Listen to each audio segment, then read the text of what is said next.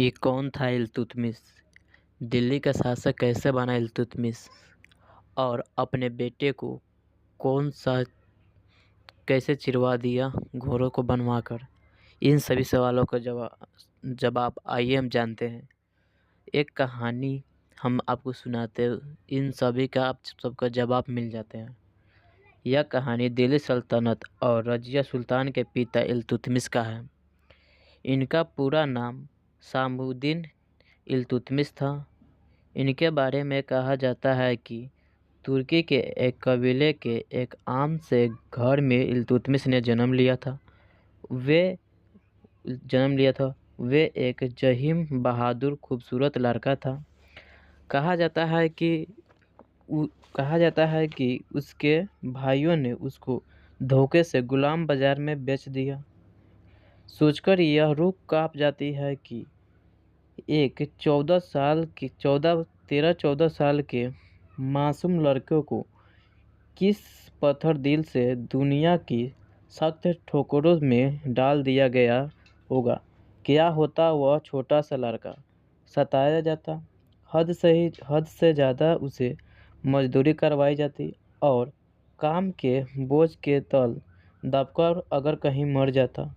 कौन जानता उसकी कहानी को लाखों ऐसे मासूम मर गए हैं। लेकिन इल्तुतमिश में कुछ बात थी। बहादुर और होशियार और जिद्दी रहने, हालात से लड़कर आगे बढ़ने का जाज़बा था।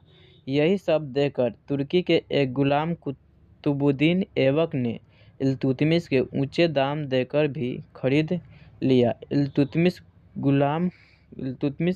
गुलाम का गुलाम बना रह गया। लेकिन सुकून ये था कि कुतुबुद्दीन ने इल्तुतमिश को गुलाम नहीं बल्कि अपने बेटा सा दर्जा दिया था। यही पर इल्तुतमिश ने घुड़सवारी, तलवारबाजी और जंग के जौहर भी सीखे और राजनीतिक की अपनी कुशल समझ से कुतुबुद्दीन ऐबक का दिल जीता। जब इल्तुतमिश जवान हो गया तो कुतुबुद्दीन ऐबक ने अपनी बेटी से उसकी शादी करवा देती। कुछ दिन बीतने के बाद इल्तुतमिश ने दिल्ली का शासक बन जाता है और उसकी पत्नी इल्तुतमिश को काफ़ी सताती रहती थी। धीरे धीरे समय बीतता गया और इल्तुतमिश का 4 बेटे हुआ और एक लड़की, जिसमें 4 बेटे का नाम पहला है नसरुद्दीन महमूद और दूसरा का नाम है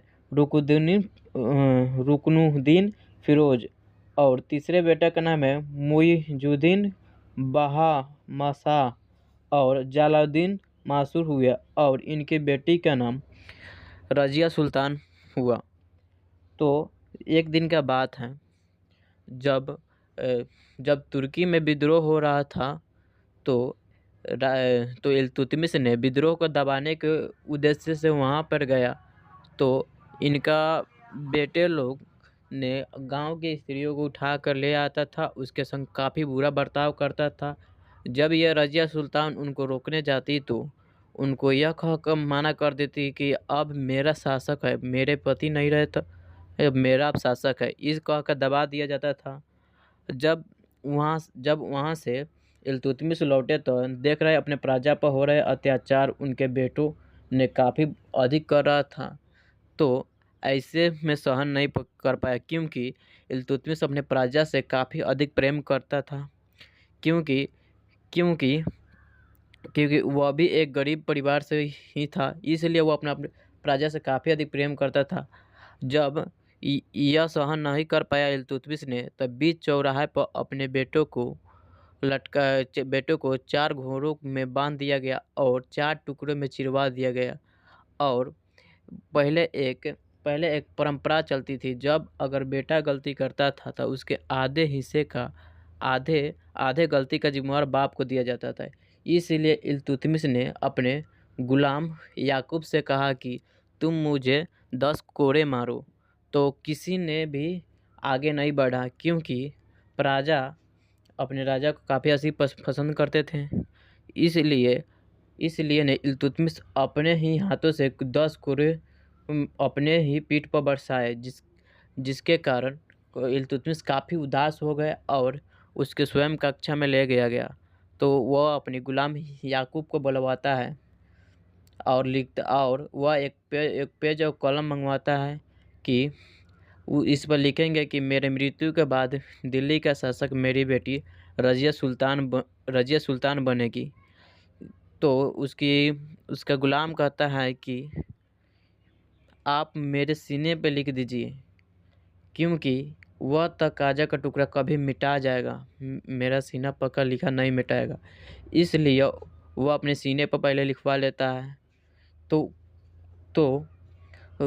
कुछ देर के बाद उसी रात को इल्तुतमिश का मृत्यु हो जाता है और दिल्ली का राजा रज़िया सुल्तान बन जाती है। और इस तरह से आगे अब रज़िया सुल्तान के बारे में कहानी जानने के लिए हमारे चैनल को सब्सक्राइब और लाइक करना नहीं भूलें। तब तक के लिए